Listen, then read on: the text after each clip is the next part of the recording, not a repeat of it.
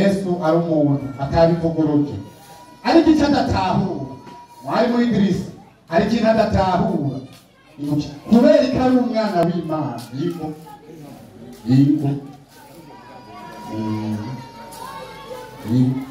kubera ko Yesu ari umwana w'Imana ibindi byose avuga ati Yesu n'umuntu ngo kubera ko ari umwana w'Imana rero sasa.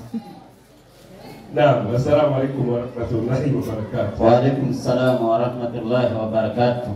Jewe nihweje mu binjana tugeze mu by'iki gihe. Haro inyigisho yo kuratuvugira imbere y'abantu bakwihweza. Bakaba tugende mu muri muziki. Aracyari muri antiquite. Ntatayisigeze. Oyi. Bakamura kadiro uyu muntu binari karavuga ni iby'Imana cyangwa ibyo yiyumviye. Cyangwa ibitera impu. Cyangwa ibitera impu abantu gusa babone ko ari bwari. Iyo Endebwe akarorero. Yesu n'umwana w'iki? W'Imana. Paulo nawe ngo Yesu niwe Mana. Ubwenge buri neza uri mu rugenge ruharura. Ujye wahagarara imbere y'abantu ugasoma ngo Yesu ni Imana. Ubwenge buri kuki? Aracyari muri antiquite. Wewe warangije ko Yesu ari umwana w'iki? W'Imana. Ni umwana w'Imana. Eka. Nawe urucani yicaye. Aha dutumenya kwigisha abandi ngaha. Nukuri. Ngo data niwe yandumye kandi uwo data ari muri afise data Yesu ahinduka Imana gute ku bantu ubwenge buri kugiye ngorane hari ibintu bimwe bisi tugezemo ibintu munsi umuntu ariko aravuga witwegera bikutamenya ahisigeze yabo yituma dutwega ntiratse turatwega ibanze Yohana 14 acasoma 23 wumvirize 14:23 wumvirize amajambo avugiye ngaha yego nukuri Yesu aramwishura ati nihagira unkunda azokwitondera ijambo ryanje kandi data azomukunda uwo wundi data nawe ni ninde iyo gicigwa kiraho nyine yego nukuri Paulo ati Yesu niwe Mana iyo Mana nyene niyo data kuko Yesu yavuze ngo dawe watwise uri nicyo gisabye natuzi n'abantu bakinze kwe tuvuze watwese ukuramo newe nene umva ko Imana ya Yesu se wa Yesu ari wese watwese reka ngira bavuze ubundi ikibazo kiri akeneye kumenya kubera ko ari data mbere yavuze papa ngo ni papa niwakubyaye sibera kuzi acarashimika nyine ngo uyu data ngo ni papa yego ni papa Maraki 2:10 ndagusubiza basigize izero rya kera izo taravuka mbega twese ntidusangiye data nawe tuyifuta twese dusangiye data Imana yaturemye si imwe ni data ko yaturemye twese ukagenda bisubwa byari wewe twita papa ko umubona we papa we Imana yawe uradusenge mu papa waje kuko twarawe twese n'iki n'Imana mucuma wa Yesu batiguye yaturemye yitwa data none yakoshe kiki ababyeyi babacega kwa rutiganaje abera kubyara reka kubera icyubahiro sawa kweli mugabo umuntu ahagaze hano ngo ni mwari tubandanya ajya muri Yohana 14:23 harabandanya hagira hati wiki Yesu aramwishura ati nihagira unkunda azokwitondera ijambo ryanje kandi data azomukunda kandi y'Imana yaturemye izokigira gute imukunda izokikunda uwo muntu maze tuzoza kuri we tubane nawe utankunda rero rindira ngo Yesu aje kubana n'iki ngo n'umuntu none ntiyashoboye bakamugabuririza ari mwinshi yaraje kwe ntiyaje mu bantu bagatemberana n'abantu yego none ariko saniriye nta na rimwe kumva ko yaje mu bantu wewe byanditse ibintu bikomeye gusa data nawe kuza mu bantu y'amajambo Yesu yaza bandanya biri yaho nyine utankunda ntiyitondera amajambo yanje kandi ijambo mwumva si iryanje ni rya data yantumye niwo mwanya wutereye kuvuga ibyo bintu ngaha iteko kuri Bujumbura uje kononera hano ngorane yego kabisa iri jambo mwumva si iryanje ni rya data yantumye rero tukongera kwiki uwo data rwe yaturema twese ariko ntiyatubyaye reka urumva ngo njye Yesu ngo ni umwana w'iki w'Imana najya urazusenge zangiye data na Yesu uzovuga ati ndagusenga Teresa uturandirimba kuko twese dusangiye data nanjye we data ni wowe uwacu nanjye udusenga Yesu ingorane ugacuhaguruka hano muri kurigisha jana we yari ngorane n'ukuri ubuze n'agatoro kayo karahere mu buso ni ibibazo kwe si ibibazo yego kabisa acaragenda mwarimu neo aca muri Yohana 13:3 Yohana 10:33 nawe nyine inyandiko rero amubwira iki yumvirize yego 33 yego abayuda baramwishyura bati ntidugutere amabuye kubw'ibikorwa ngo nitugutere amabuye kubw'ibikorwa kubw'igikorwa cyiza ariko nuko warogose kuko uri umuntu ukigira Imana yabitenda abayuda aho tubona uyu yego kwere yabitenda abayuda bw'abakanye nkawe abayuda bagasumbya ubwenge komeza harabandanya yego Yesu arabishura ati mbega ntihanditswe mu byagezwe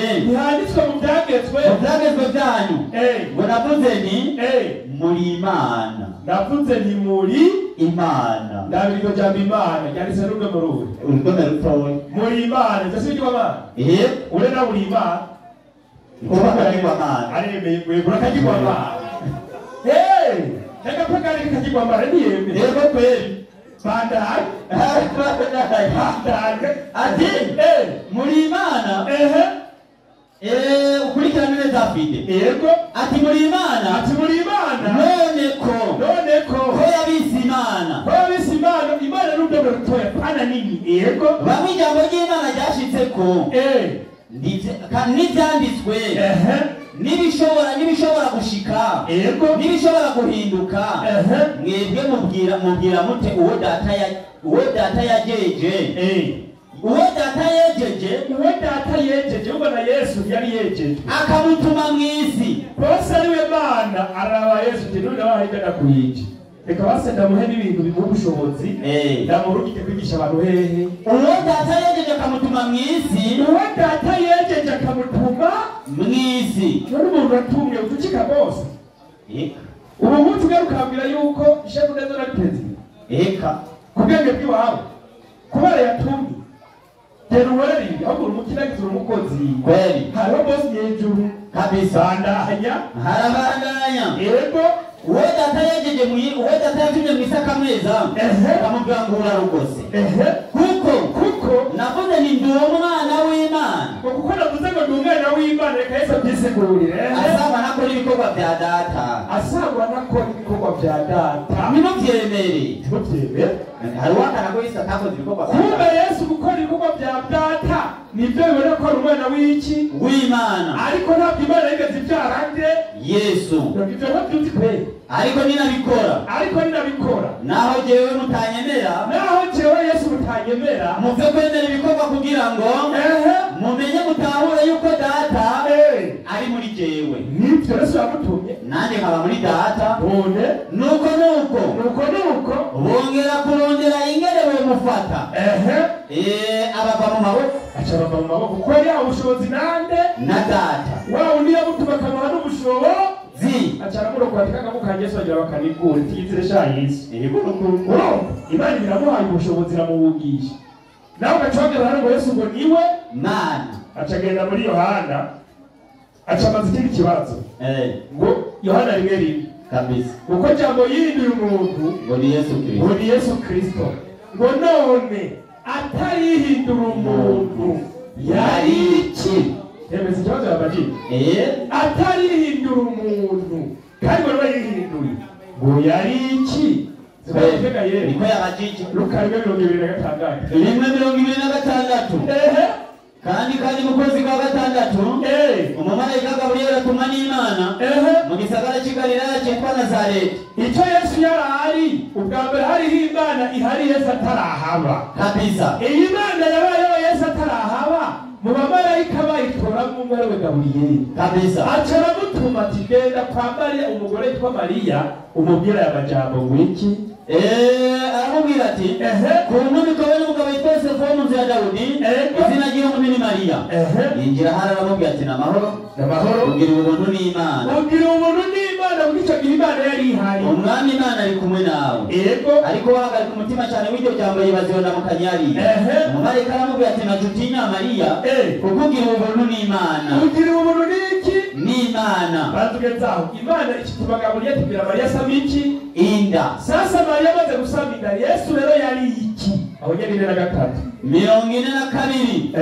Avuga n'ijwi rirenga ati mu bagore urahiriwe n'imbuto yo mu nda yawe irahiriwe. Yesu ataracika umuntu yari urubuto mu nda yande ya Mariya.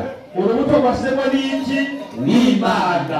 Kuko atari iki? Atari Imana. Kuko yabaye mu nda ya Mariya, Imana ihari ariyo yatumye Gaburiyeli. Ibirenze kwibwira ubupagani. Yego kwe. Salamu alaikum. Wa alaikum salamu wa rahmatullahi wa barakatuh. Mwenye kiti anzeze kwandika wa muhungu urize kabisa. Urakoze. Iminota 10 yose irarangiye. Yagerageje kuvuga yuko arabaka mu minota 10 kugira ngo wongere umwigishe atahura ibyo adatahura. Urakoze mukomera amashari kwaraza kugira ngo abigishe. Sawa. Mikrofone iri ku ruhande rwa Kristo. Sawa. Uwa mbere byari bitende.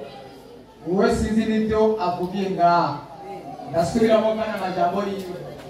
Turi ku ishuri abana bo mu wa mbere muri primaire ubabwiye kimwe gukuramo 10 ntibikunda. Kuko nurugezo rwabo nabyo bahora. Nuko gutahura kwiwe niwateza ubumenyi.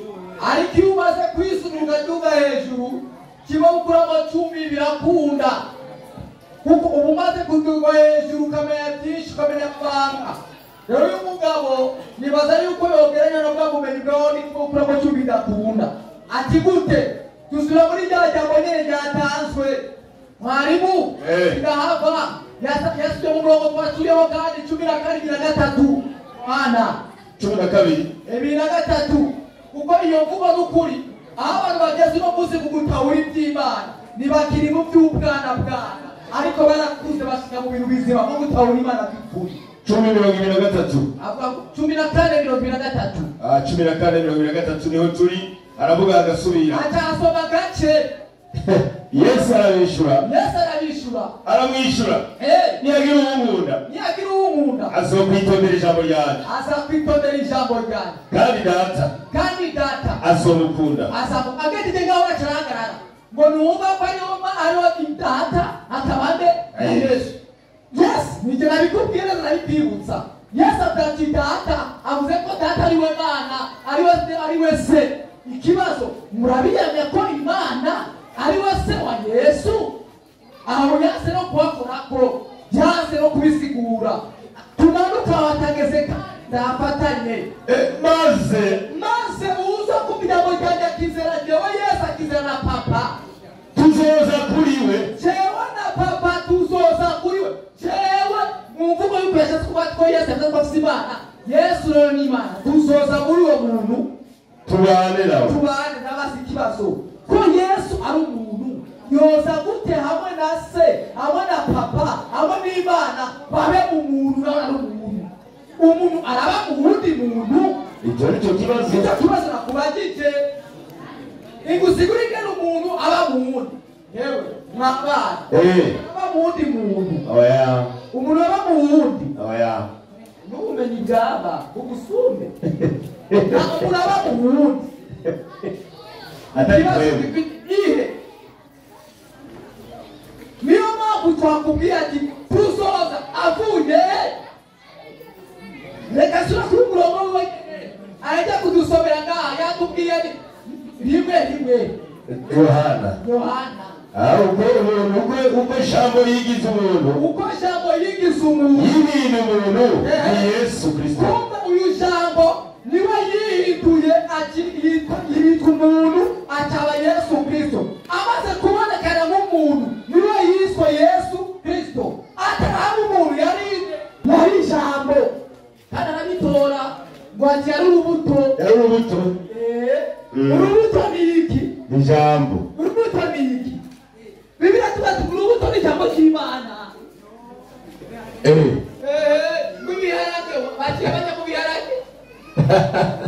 n'imbuto ufite wowe n'ibiharage cyangwa n'ibigori niba utwaye n'ibigori bashaka tubasobanurire ijambo basobanurire ijambo bibiri tugatwa urubuto ari ijambo ry'Imana Matayo 13 natwe twahasome batahura aravuga ati umugani w'umubyi umugani w'umubyi umugani w'umubyi abigishwa baramwegera batatu mbega igutera kuri ijambo migani neki arusha tumwebwe ntiyagira kumenya amabanga y'ubwami bw'ijuru ariko ntibabihabwe kuko ufise azogera icyo afise igituma babwira mu migani niki arabishura ati igitumye mbabwira ngo nukumva ariko bazokumva asobanura umugani nuko mwe mutahure uwumva ijambo ry'ubwami ntarimenye wamubaraza agasahura ikiribwe mu mutima wiwe uwo niwe yabwibwe iruhande y'inzira wowe ku rutare nuwumva ijambo agaca aryakirana umunezero ariko ntihagire imizi muri we ahagarara umwanya muto iyo yatsindwa n'amarushwa uwumva uwabibwiye mu mahwa niwe yumva ijambo ariko umwitwariko b'isi n'ururendo n'iby'ubutunzi bikaryoha iryo jambo amereza wa mugari ukamusonera ukavuga urubuto ari ijambo rw'ibiharage yavuga ibiharage yavuga ati urubuto ni ijambo ry'iki ry'ibiribwa mu mitima y'abantu nawe turabihamya uvuga ati ngo rwari urubuto kumenya iby'ukuri ryari ijambo niyo mpamvu twa jambo yihaye umubiri niwe Yesu Kristo no twakubwira ati yajya mu isi kuri 10 yajya mu isi abiwe nibamwakira ndakubaza ikibazo kwawa hasinde yajya mu isi avuye hehe kwana utagishwe ucumbwira ati uko bari ubuto yajya mu isi avuye mu isoko ubivuga soko y'ijya mugani uko bari ubuto yajya mu isi avuye mu isoko mu bigega utabikuze kandi urinda uko utabikuze yajya mu isi avuye hehe icyo kibazo ariko rero dusubira ku ijambo abantu biratahure 14 Yohana 14 niho ndiba aske murato mutumbira umurongo turere ngaho nyene warashima turere aho nyene rimwe tumanuke muhagarika imitima yanyu muhagarika imitima yanyu Mwizere Imana nanjye munyizere mwizere Imana nanjye munyizere imuya kwa data aramazu menshi iyo batariho mbone babwiye ko ngiye kubategura hanyu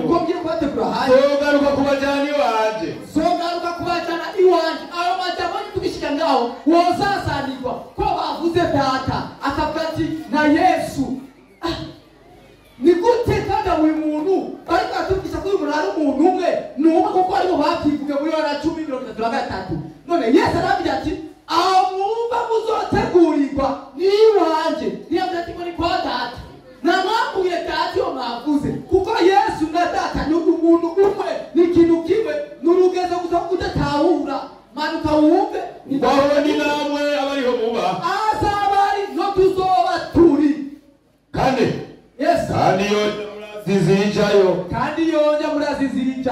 tomara mwishura ati mugenzi ntituzi yuja dushobora nde kumenya inzira Yesu aramwishura Toma ni jewe nzira n'ukuri n'ubugingo tekereza inzira Toma tatawaya ati Yesu ari kunagenda nawe nimushoboka gushika yonja ati wa uja ko tutazi yuja Yesu aramusiguye ati ukikadagira muri jewe gusa ni jewe n'ukuri n'ubugingo ukiri muri jewe nije ntabwo ubugingo abantu bose barazi ko ngo utangwa n'Imana urahizwe amajambo ati Yesu warabeshe bona kubigutanga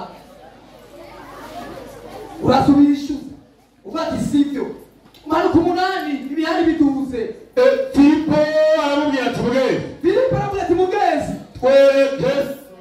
twerekeso twereke data ati yo mwaramenye data mwamumuzi urongo w'indwi kuko Yesu ati iyo muba mwaramenye na data bamumuzi Filipo biramusasanirwa data tumumenye tumenye na wewe nacho twerekeso basi ubone Yesu akamubwira gute uhereye ubu Yesu ati uhereye ubu urazi data kandi mwamubonye Filipo terutamena kagira kubazi twereke data gusa Yesu ati uhereye ubu urazi data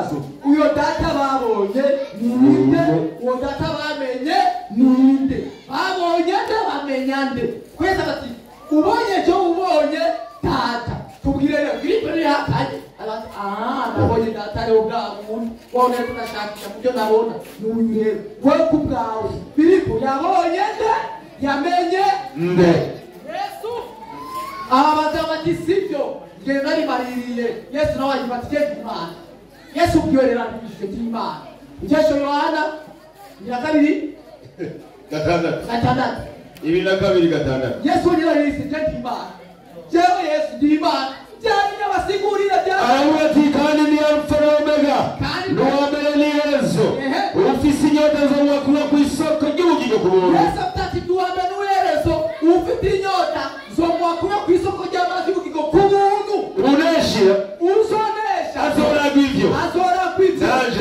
nanje Yesu zoba Imana yiwe nawe azoba umwana wanje Yesu atati uzonesha cyewe zoba Imana yiwe azoba umwana wanje ivyo umwana wa Yesu Imana yawe umukomera amashi haleluya tugiye mu mwanya w'inyishu n'ibibazo inyishu ibibazo n'inyishu ikibazo kibazwa mu minota 3 kishurwa mu minota 7 utugaruka kuvuga ko wishyuwe cyangwa utishyuwe mu minota ikibazo mu minota 3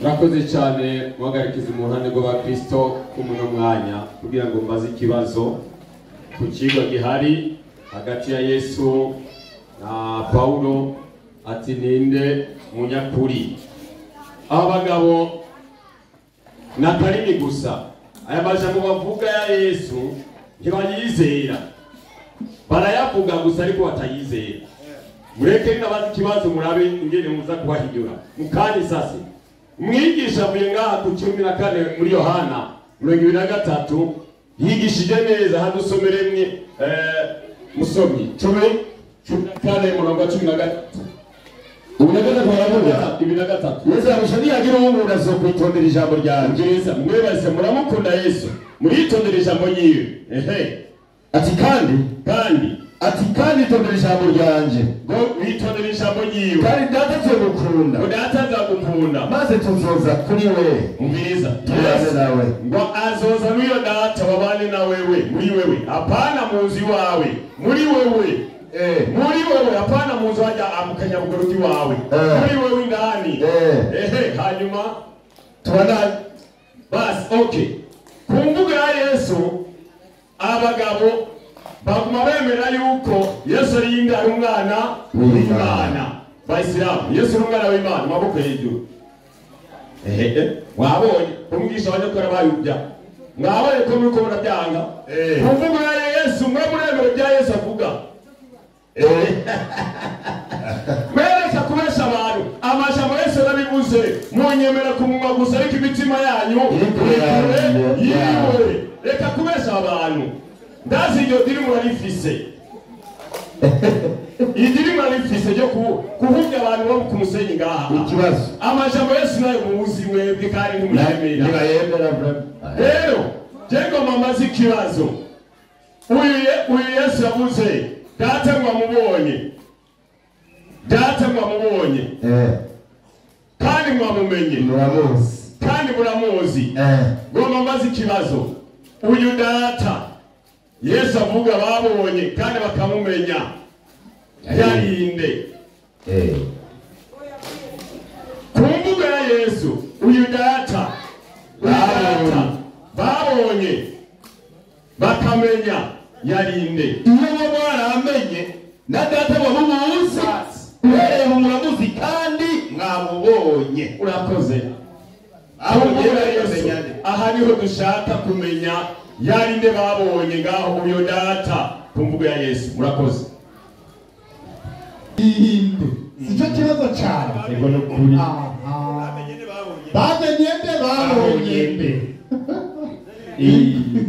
bamenye nde babonye nde Omar Na salamu alaykum wa rahmatullahi wa barakatuh. Wa alaykum salam wa rahmatullahi wa barakatuh. Nageze ndabona ubuho haje kaheta. Ugiye washika. Babonye ndi. Kamanze ndagukora inkoni ku gishitsi. Burya Imana we ntushobora kuyibona n'amaso yawe. Uwo babonye nawe n'uwo bamenye ndaje ndamukwereke. Bamusomere kuvayo 3:3 uhere 20. Haravuga ati ndiyo kandi ati ntiworaba mu nyonga hanje kuko umuntu atondaba mu nyonga ngwabeho. Takbir. Allahu akbar. Bisobanura yuko nimba Yesu baramubonye bisobanura ko atari Imana. Nicyo nicaheze gahe kuri kiraheze icyo kirarangiye. Yesu nimba baramubonye akaza ngaha ku isi akaryamana n'abantu agasangira nabo bisobanura ko atari Imana. Kubera Imana ati nta wundi aba mu nyonga zanje ngo agire gute abeho. Beho ko muciye muvuga ngo Yesu yavuze ngo ni jewe Alpha na Omega, gutanguriro n'iherezo. Ngira nababaze igihe muducacanya mukatubesha ngo bamukubise ku musaraba akamara iminsi 3 mu kuzimu, we umva yarari mwibirije kubyina ngo Pasika ngo Yesu yagize gute yazutse. Ndabira kwiyo Bibiliya ntagatifu mu rupapuro rw'ibihumbi 2017 Alpha na Omega. Umiriza Alpha na Omega ntabwo ari Yesu mwabacacanyamwe. Ni inyuguti ya mbere. Alpha na Omega ni urudome rwa mbere n'iyanyuma hamwe n'urwa nyuma ariko Alpha urutonde rw'inyuguti z'ururimi rw'ikigiriki. Ni mu rutonde rw'inyuguti zo mu rurimi rw'ikigiriki. Kuko basenga indome. None Yesu ni indome. Oya Yesu ni indome. Mose aravuga ati Yesu ni urudome. Mu ndome z'ikigiriki. Hari n'akandi kabazo yabagije ngaha ngo mbega ngo Yesu ngo ataraza ngo yari he akunda ko Fideli yavuye ngaha kabagije. Reka nakwereka aho Yesu yarari, nanjye niho narindi, twese niho twari turi, abantu bose niho twari turi. Umusiguzi 12 umurongo w'indwi. Umukungu ugasubira mu ikawa wahoze. Erega Yesu ataraza mu nda kwa Mariya ngo abe urubuto hanyuma agire ikinyamanyama hanyuma ngo abe umukungugu. Umviriza aho yarari ndiyo umushaha ugasubira ku Mana ya utazi. Yesu ataraza mu nda kwa Mariya umushaha we wari ku Mana nkuko n'umushaha wanje wari ku Mana. Kumbe jewe na Yesu twese twari hamwe. Abo kabazo ntuzosubire gukabaza imbere y'abasilamu. Twese twari hehe ku Mana, twari mu kibanza kimwe. Ntuzosubire kubaza ibibazo mwene ibyo. Ibrahimu ivyo bibazo mwene ibyo byararenganye, ibyo byarahoye. Alpha na Omega. Reka ndagwa akabazo mbeko wari kuvuga ngo bari hamwe bari hehe ngo bari kumwe n'iki n'Imana. Umviriza igihe Imana yari mu kuntu byari bimeze. Yesaya 44:2-4. Uko ni kubona hagize umviriza uhoraho umucunguzi wawe. Umucunguzi wa bida byose mwirirwa murarogota ngo Yesu niwe mucunguzi wanyu, twese twaramutamena. Wakubumbye uhereye mbere hose. Wa undi yakubumbuhere ukiri mu nda kwa nyoko. Reka ndabisoma. Ati nije uhoraho ndema byose naguhijura undi umwe ngaranzura isi. Oya ko Imana yaguhijura ari imwe ikagaranzura isi ari yonyene. Aho makuru kutarika Yesu. Nije uhoraho ndema byose. Ndiyo naguhijura undi umwe. Ndiyo ngaranzura isi. Ndiyo hari uwo twari kumwe. Igihe Imana yaremye ijuru n'isi yari yonyene. Imaze rero kubirema byose niho yakiremye imishaha y'abantu bose. Umushaha wa Yesu, umushaha w'iwanje n'imishaha y'abantu bose. Imana ikishira mu kibanza kimwe. Iyo hageze ko umuntu avuka Imana itora umushaha ikawutereka mu nda y'umuvyeyi. Aho rero Yesu yarari imishaha yari mu bubiko bw'imishaha y'abantu bose. Ntuzosubire kubaza ibibazo mwene ibyo. Alpha mu rudome rwa mbere n'urwa nyuma. Sawa niyo Alpha na Omega. Hanyuma rero akabazo kawe naje kuvuga kwishura kera nawe ushobora kuraba mu nyonga z'Imana ngo agire gute ngo abe. Yesu kubera bamubonye ubona ashobora kubiki Imana. Ushima atari n'Imana atashobora no kuba Imana. Reka nibariza abantu Imana yashobora kuza gusega irya.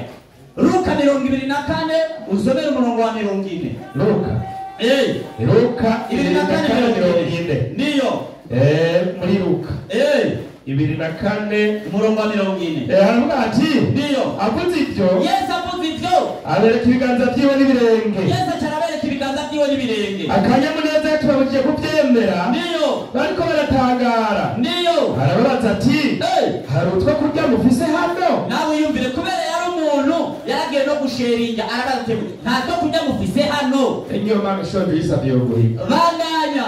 Bamwigimba chifi yokeje. Imana igenda gusaba ibyo bokeje mu cingira. Iwe uvayo w'Imana. Nibyo kweli. Kubera yaza kuba ari Imana ntibari kumuraba ngo babeho. Mugabo baramuravye barabaho mbere aragenda no kubashera utwo kurya baramuha n'amasamake kokeje mu cingira. Aracabira kiri imbere yabo. Kubera n'inzara n'akandi inzara yari yamumenye ijisho nta n'uwo yahaye ko yaragitabaguriye imbere yabo. Ubu rero ashobora kuba iki Imana. Ariko Imana ntawe yiraba mu nyonga bagire gute wabeho. Iyo ishuri nuko bimeze. Yesu ubu ntashobora kuba Imana n'ubu ndacabihamya ndongera ndabihamya. Bandanya ngaho nyene Yohana 8:40.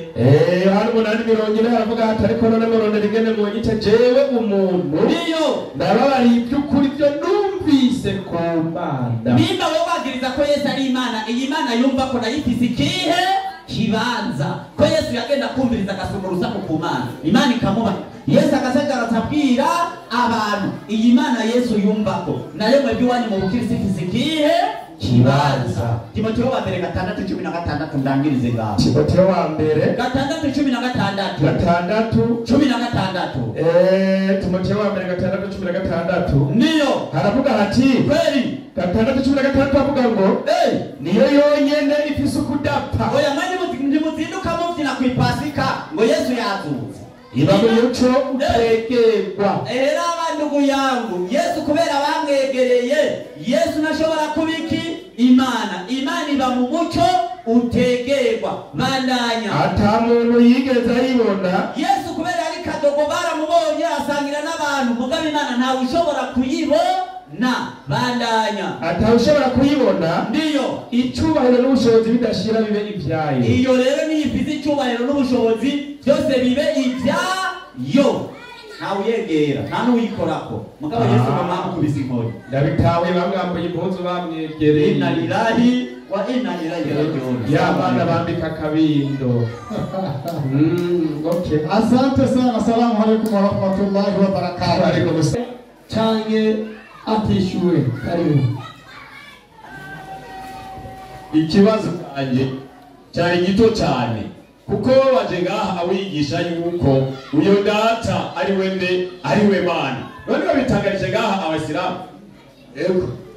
Watangarije abasilamu yuko uyo data ni we Mana. None uyo data babonye bakamenya kutamubabwiye. Wamuvuze Basomere ibyo Yesu yavuze. Wena babwiye yuko amajambo ya Yesu mwebwe muyavuga ku munwa mu mishaha yanyu ntayariyo. Yesu arababwira. Ababwira iki? Ni jewe nzira n'ukuri n'ubugingo. Nawe ushika kuri data ntamujanye. Iyo muba mwaramuzi 14:6 kuri 8. Sawa. Iyo muba mwaramumenye Yesu uyo data iyo aba mwaramumenye Yesu mukaba mwaramumenye data wamumuzi mbazira uhereye ubu. None uyo data uyo uhereye ubu muramuzi yemwe bigishwa banje muramuzi kandi mwamubonye. Filipo aramwishyura ati mugenzi twereke so wari we data. Yesu mwewe basira mwebwe uriko murahiga data bariko aramubaza abandi nka wewe wa kera. Arabishura iki? Ati mbega yemwe abayisilamu mukora abanye namwe. Yemwe abayisilamu abashehe mwese nabanye namwe muri ko igihe kingana gutyo nimurataruha mumenya abayisilamu ga Abubakari we cyangwa Filipo buri hano. Ubonye jewe abonye data. Umviriza wumvise ubonye nde? Ubonye jewe Yesu. Ubonye nde? Jewe Yesu. Ubonye iki? Data. Uwe data ninde? Siwe so. Siwe Mana. Uyo data mwahiga biko muramamariza abantu ngaha ku musenyi. None arivuze ati ngo ni jewe data. Kandi yo data kurigisha yuko abasiramu manyo data niwe Mana y'ukuri. Yavuze na Omega. Aho niho niko ngomaze yavuze yuko Alpha na Omega niwe Mana. Na bibigishije n'abasilamu. Reka tubone uyu Alpha na Omega. Reka kwazi mu Heburayo 13:8. 13 umunani ucurondera kare mu byahishuriwe 1:17-18 13 aravuga agasubira amajambo ya Yesu mwebwe nimuyemera reka guhubya abantu rero mufise Yesu Kristo uko umviriza Yesu Kristo uko yarejo n'uyu munsi n'uno munsi niko kiri kwama kandi niko azokwamaho ibihe bidashira amena urumvise ibyo Yesu akarivuga niwe tanguriro n'iherezo niwe alfa na omega byahishuriwe 1:17 Yohana tinamubonye umviriza Yohana mubonye nikubita imbere y'iyundo ziwe hanyuma nupfuye maze ashaka ukuboko kw'iburyo Yohana nutinye Yesu abwira Yohana nutinye jewe ni wa mbere kandi ndi w'iherezo kandi ndi muzima nari narapfuye abambora ndi muzima ibihe bidashira haleluya wumvise Mumvise afise ifunguruzo z'urupfu n'isi kuzimu niba nani waruzi umwigisha avuye ngaho umwigisha mu batisi umupastori yakwigisha kwereka ko Yesu ariwe Mana yabikweretse Jena muri Yohana gice cya mbere Yohana murongo wa 10 Yohana igice cya mbere murongo wa 10 ego ubutumwa bwiza sawa murongo wa mbere igice cya 10 aravuga agasubira avuga iki umurongo wa 10 sawa umurongo wa 9 umuco w'ukuri wakira umuntu wese ari kubaza muri iyi si sawa yari mu isi kandi isi yaremwe nawe ariko isi ntiyamumenya uyo Yesu yise ko ari muco 15:27 avuga yuko isi yaremwe nawe yaje mubwiwe ariko ariwe ntibamwakiriye Abayisilamu ntibamwakiriye haleluya avuga ku munwa gusa ibyahise 21:7 ibyahise 21:7 aravuga agasubira avuga iki aravuga ati dore karabaye ashobora kwibyo umviriza Yesu ibyo avuga ashobora kwibyo Jesu w'Imana yiwe Yesu avuga ati Jesu w'Imana yawe nawe so umwana wanje asikuza umwana wiwe umvise amajambo ya Yesu Kristo ariyo majambo dukwiye kugirane kwizera Yohana 20:8 aravuga iki Thomas aravuga ati mwami wa none wewe na Toma pemerende wewe umwigisha wewe na Toma pemerende wewe babanye bakagendana pemere wowe w'ikinyoma amajambo yo batari mukanwa ari mukanwa gusa ko atari imbere mu mutima wawe mbega cenda baroma havuga iki 5 umurongo w'icenda tugaragaza ubumana bwase bamaze kwitegerewe alfa na omega itangiriro n'iherezo Yesu yise ko niwe data bakise basokuza babandi ego kandi umubiri Kristo yamutse kuri bo ego niwe yari hejuru ya byose niwe Mana ikwiye gushimira amen amashukuru Mana yacu mukomera amashyi mikrofone ije ku ruhande w'Abayisilamu. Assalamu alaikum warahmatullahi wabarakatuh. Wa alaikum assalam warahmatullahi wabarakatuh. Ndanezerewe cyane nta kindi kinezereye usibye inyigisho zaciye ngaha kumbuza gutahura araza gutahura reka nyirukange cyane maze akabazo k'iwanje 5:75 kwizina ry'Imana nyir'imbabazi nyenimpuhwe Masini bin Mariamu Yesu bene Maria si chochote ila ni mtume tu si chochote usije pale nuna gusa na bila shaka atanyeka mitume wengi wamepita kabla yake inuna nyinshi zaraciye imbere yiwe hawajaona ati mbega babandi ntibabona na mama yake ati na wiwe ni mwanamke mkweli yari umukenyezi w'intungane na wote wawili ati aba babiri Yesu na nyina walikuwa wakila chakula na kwenda choo ati bahora bafungura ifungwa bakaja no muri toilette basi ati mbega waungu gani wanaokula na kwenda choo ati nizihe mana zikongera zikaja no muri toilette akabazo kambira akakurima ku mvugo ya Paulo yatwigishije yuko Yesu ari iki, ari Imana. Ku majambo duhejeje kumva yuko Yesu na nyina wiwe bahora baja muri toilette. Mbega Imana data dusenga iyi tuvuga minsi yose twambaza nayo iraja muri toilette nk'umuntu. Niko kabazo kiwanje. Assalamu alaikum. Wa alaikum salam wa rahmatullahi wa barakatuh. Nzoswa ukuba kuko bigoye bikacaba kwa kwishura. Ariko rekawa Imana twambaza namwe mwahambaza iraja muri toilette. Sanga mukoriyo nama mwaje ayiwa murakoze. Reka ukwira ukwi tumwishure mu minota 7 abaka yashikana mu minota 7 kugira ngo amwishure mu minota 7 mu mukomera amashari ko araza kugira ngo amwishure kuri cyo kibazo abagije. Ayo mashi siyo mumwongera mashi. Sawa minota 7 mwishure kibazo abagije. Ala uyu Yesu mufapa Imana ndiko na majambo ya ala ndiko yavuze na Maria barajya bakaja muri toilette arakarunguruka bagiye muri toilette akababona kiri kibazo si cyari cyo cyosaba aya majambo yake bati gitabo kirabahenda kubera iki 19 19 unaitwa ibonga tuye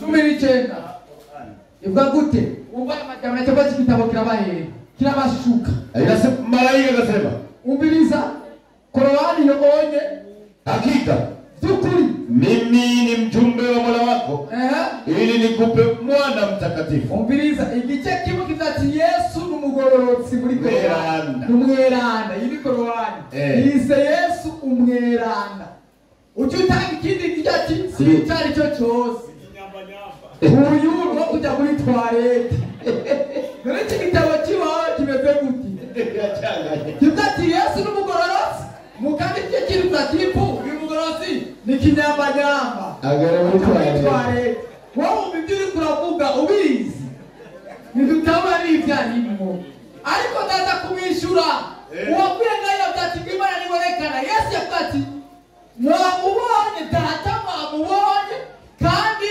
muramuzi nuko babonye Yesu ababwira ko ari we data ari we Mana atweteraza ati Imana nibonekana cyane murabati ibitabo byanyu birabasuka nibyo bizera ndabiri igitabo cyitwa Bazimira za amani inyigisho z'Imana wese bose ku isi 33 inasema Imana ibonekana Muhammad ati we narayibonye Bazimira za amani ukurasa wa 33 na inasema iko gute mtume mtukufu sallallahu alaihi wasallam Muhammad Mungu yabigichara kubaza ati ameeleza masahaba wake kuwa nilimuona Allah Muhammad ati Muhammad narabonye Allah katika umbile lake bora ndakubona mu ndemano yiwe nziza baduta Allah zaidi akanambia kandi turavugana ewe Muhammad tekana aba rero aba babarimo ibonekana Muhammad ati narabonye Allah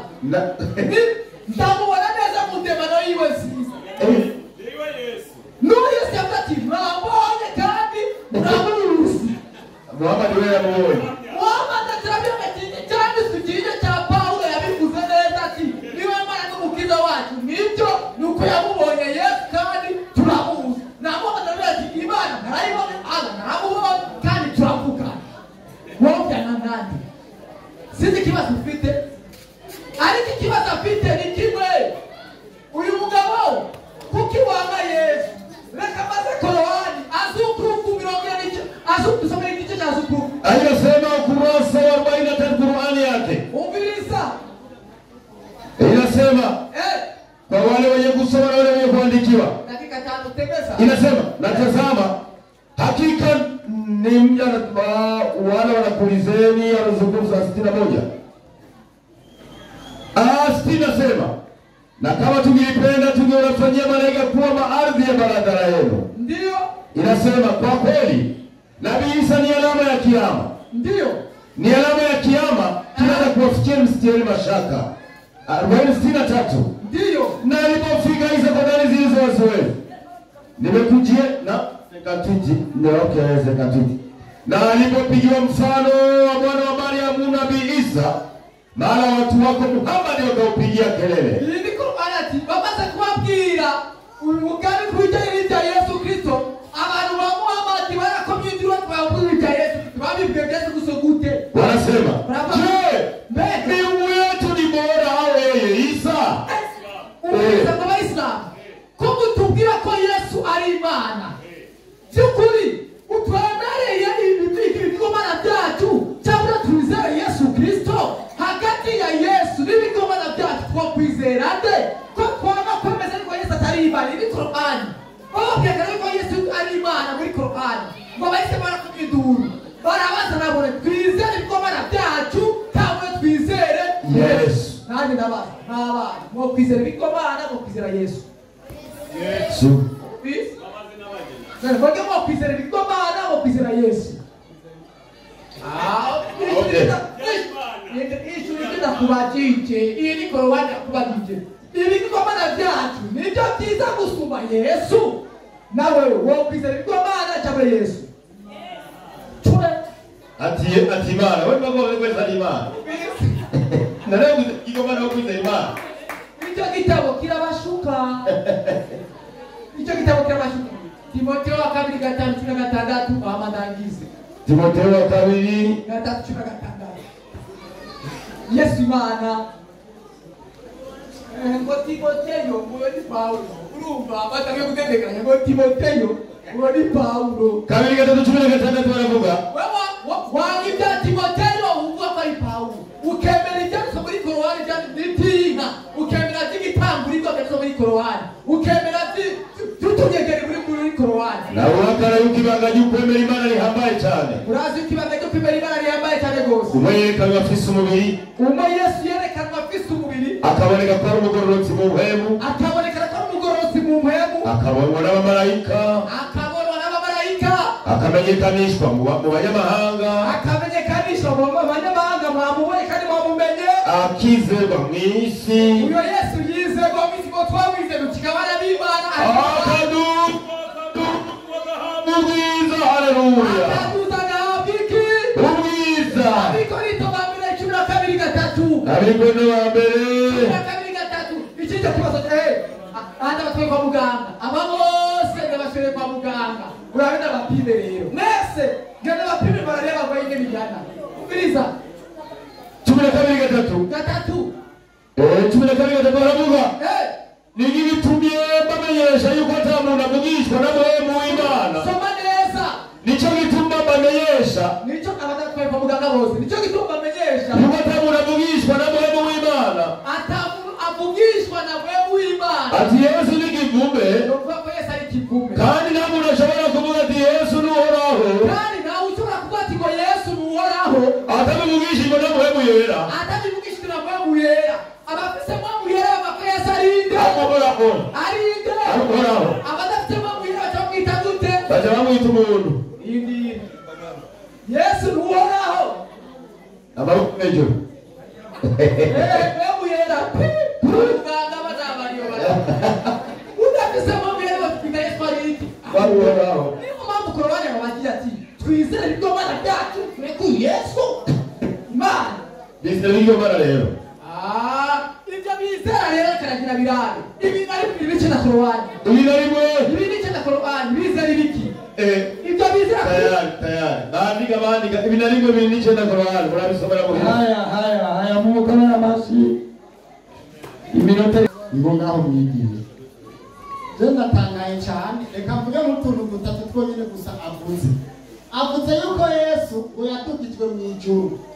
Iyo atakuba ari Imana yari kwitunza. Kweli. Ndabasha gahe. Ego niko rimeze. Ngo yatugijwe mu ijuru. Ego kweli. Uwo yamutugije. Ninde? Muvyo wasomye wenyine. Basi na mutakibira. Ucuvuga ngo Yesu ni iki ngo nuhoraho.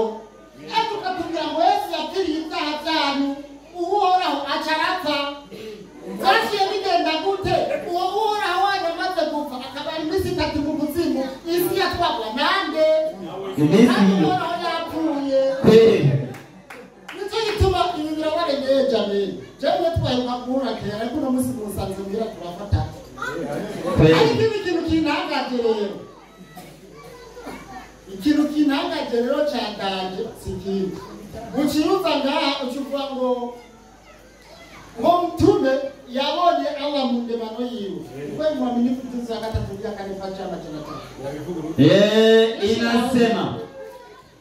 inasema kwa mwaminifu pati ya gatatu ya kane ijuzu ya gatatu ya kane pati ya majana tatu inasema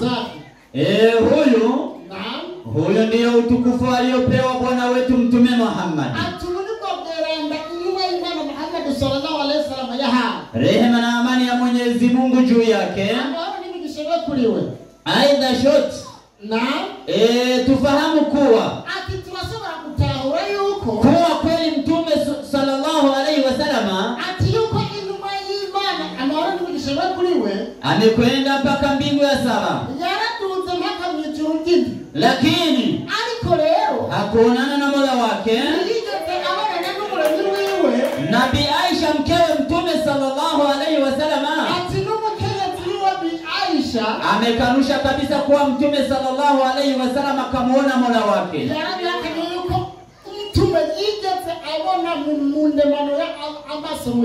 Na tumekwisha taja maneno aliyosema Bi Aisha. Atakayesema kuwa Muhammadi kamuona Mola wake, basi kazua kwa Mwenyezi Mungu uongo mkubwa kabisa. Hii ndiyo safari ya Bwana wetu Mtume mtukufu. Kumvugo rero ya Paulo n'imvugo Yesu yivugiye ni iyihe y'ukuri? Timoteyo wa mbere 1:20. Timoteyo wa mbere 1:20 yandika iti umwe muri abo ni Humenayo na Aleksandero abona haye Satani kugira ngo abigishe kutarogota. Uyu Paulo yakura abanyeshuri ku Mana abajana kwande kwa Satani. Wachumbiwe umuntu ajana kwa Satani yuko itavuga ibiva ku Mana 12 umurongo w'indwi Korinto wa 2. 12 umurongo w'indwi. Naho nyene bahumvirize. Safi. Ariko Korinto wa 2 haraka 12 umurongo w'indwi. Naam. Inyandiko igira iti safi. Ibyo mvuga safi. Sindivuga bitumwe n'umukama. Safi. Ariko safi. Ndabivuga ko ufashwe n'ibisatsi. Uyu Paulo yavuze ufashwe n'iki? N'ibisatsi. Nico gituma yavuze ko Yesu ari iki? Ari Imana. Yavuga ufashwe n'iki? N'ibisatsi. Kweli kabisa. Ayo turindiriye bichomvikana. Yabivuga ufashwe n'ibisatsi. Hari ikintu tworenza.